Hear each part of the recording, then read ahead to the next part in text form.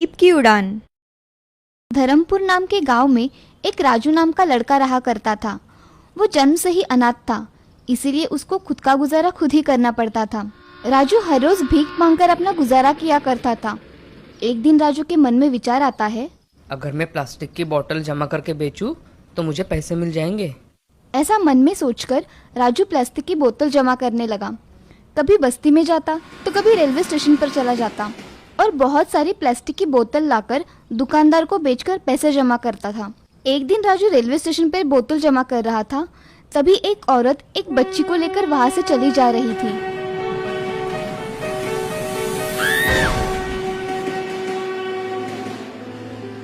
राजू उसके पास भागते हुए गया और उसे उठाने लगा, मगर वो कब की इस दुनिया से जा चुकी थी। दूर एक जगह एक छोटी बच्ची रो रही थी। वो उस औरत की बेटी थी। उसे देखकर राजू को खुद का जीवन याद आ गया, क्योंकि वो भी एक अनाथ था। फिर राजू मन में कुछ सोचकर उस बच्ची को उठा लेता है और उसे अपने घर लेकर चला जाता है।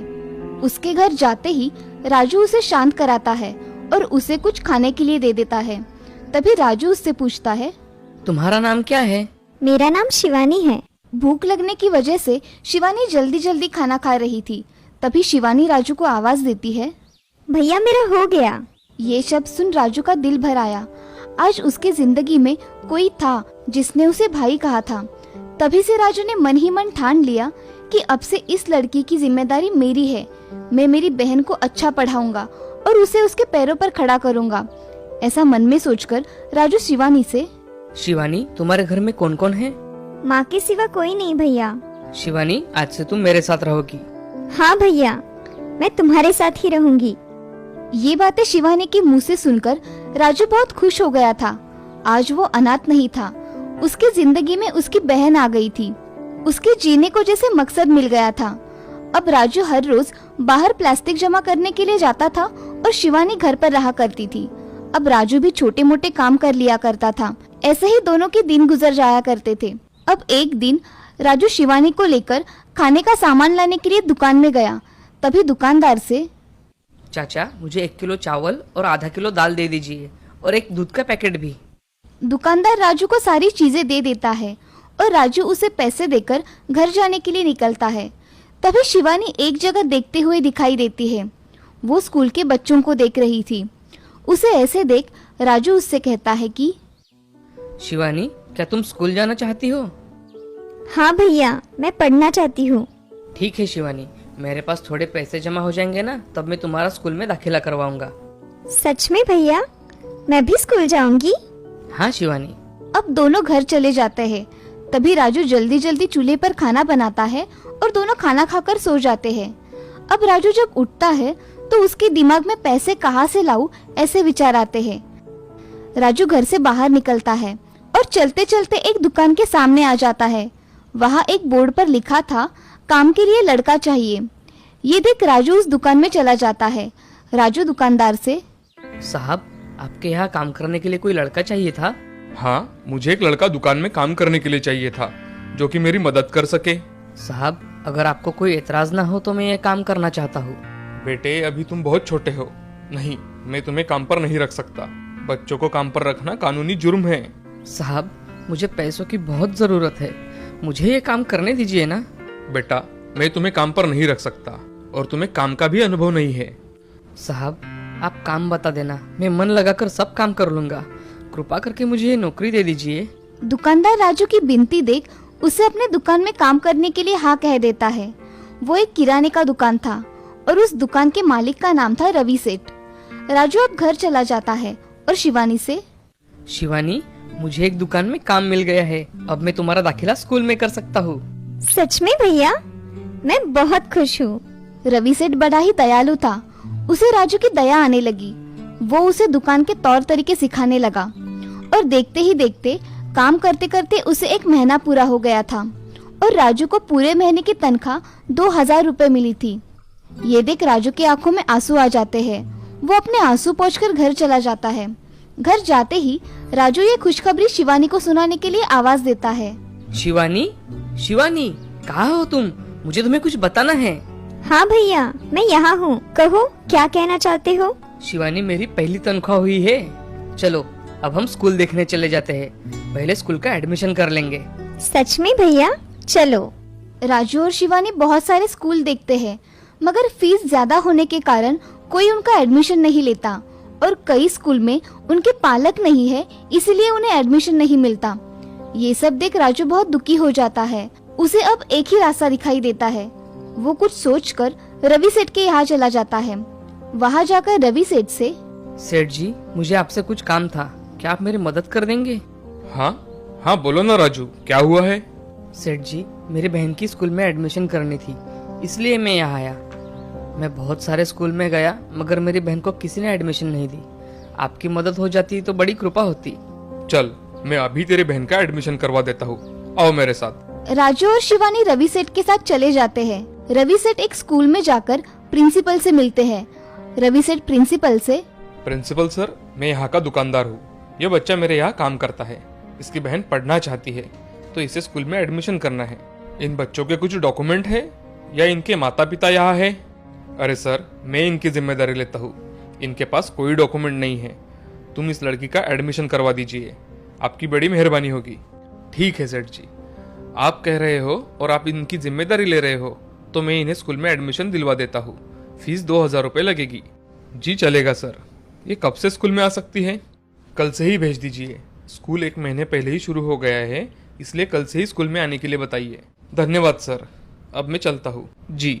ऐसा कहकर रवि सेठ स्कूल से बाहर आ गए और बाहर आते ही राजू को स्कूल का टाइम बता देते हैं और उसे स्कूल के कपड़े खरीदकर दफ्तर लाकर देते हैं और राजू से, राजू बेटा, मैंने तुम्हारे बहन का एडमिशन करवा दिया है।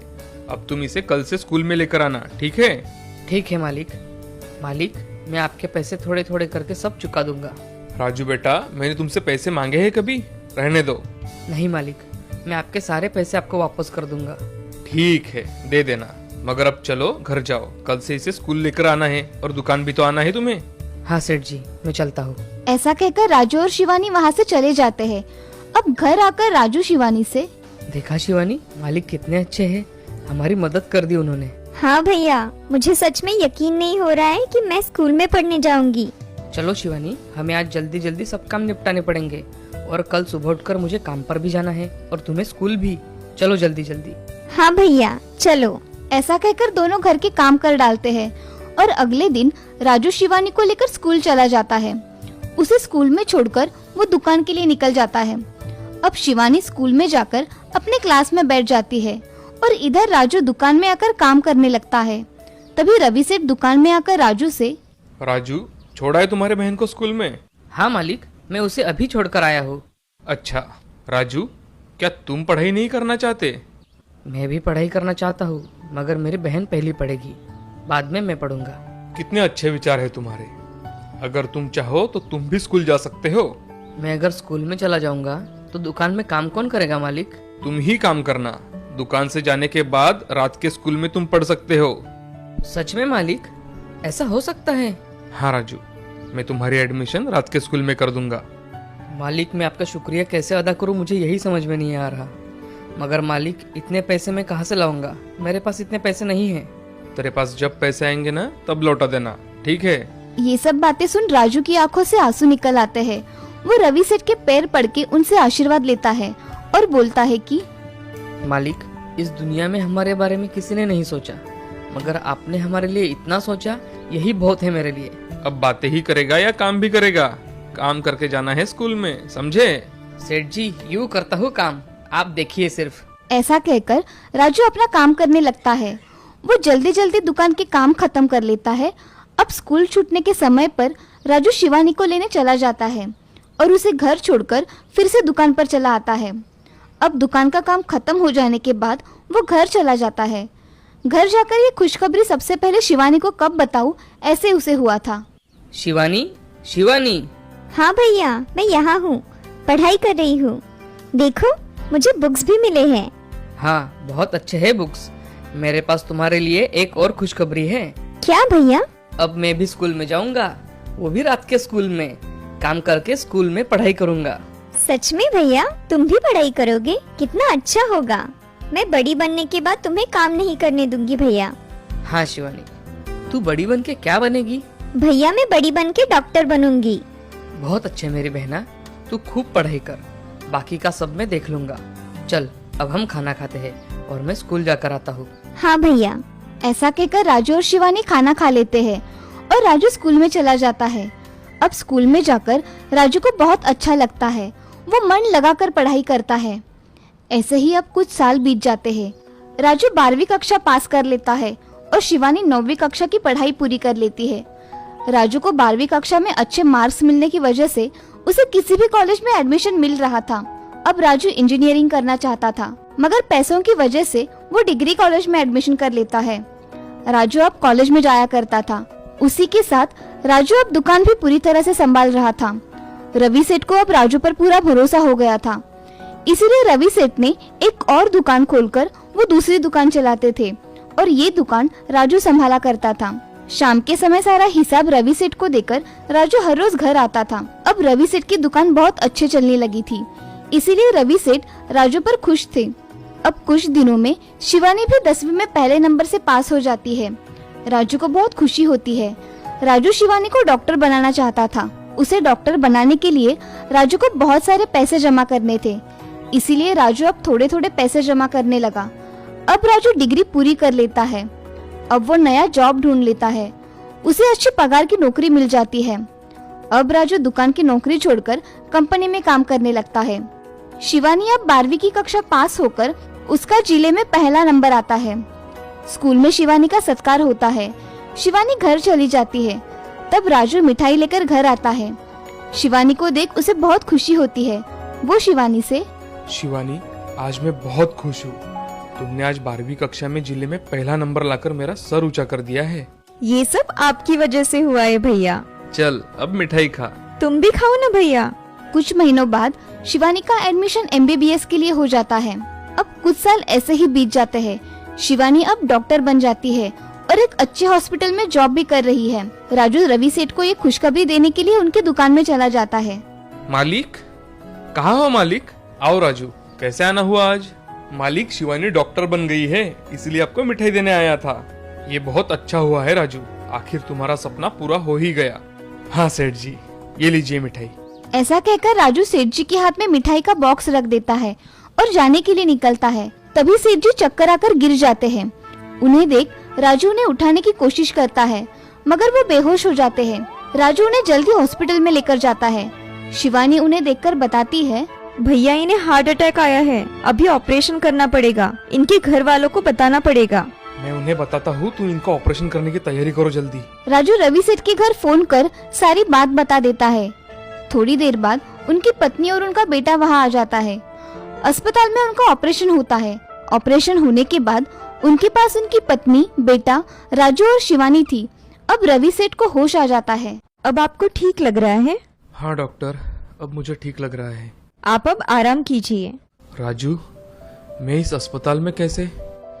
मालिक, आपको चक्कर आ गया था, इसलिए आपको मैंने हॉस्पिटल में एडमिट करवाया, तो तभी पता चला आपको हार्ट अटैक आया है। अब आपका ऑपरेशन हो चुका है, और हाँ, आपका ऑपरेशन शिवानी ने ही किया है। राजू, तुम्हारा बहुत बहुत धन्यवाद।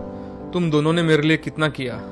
सेठ जी, आपने जो हमारे लिए किया उसके बदले में ये तो कुछ भी नहीं है। मैं आपके ठीक होने तक दोनों दुकान संभाल लूंगा, आप चिंता मत कीजिए।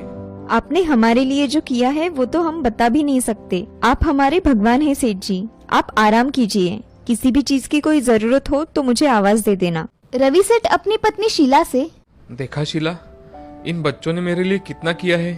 हाँ जी, इन बच्चों ने हमारे लिए बहुत किया है।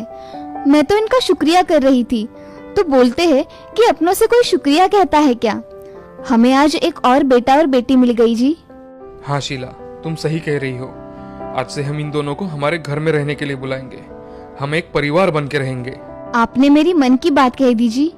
राजू, तुम और शिवानी मेरे घर हमेशा रहने के लिए आ सकते हो, मेरा बेटा और बेटी बन के। ये सब बातें सुन राजू और शिवानी की आंखें भर आई। उन दोनों को आज परिवार मिल गया था।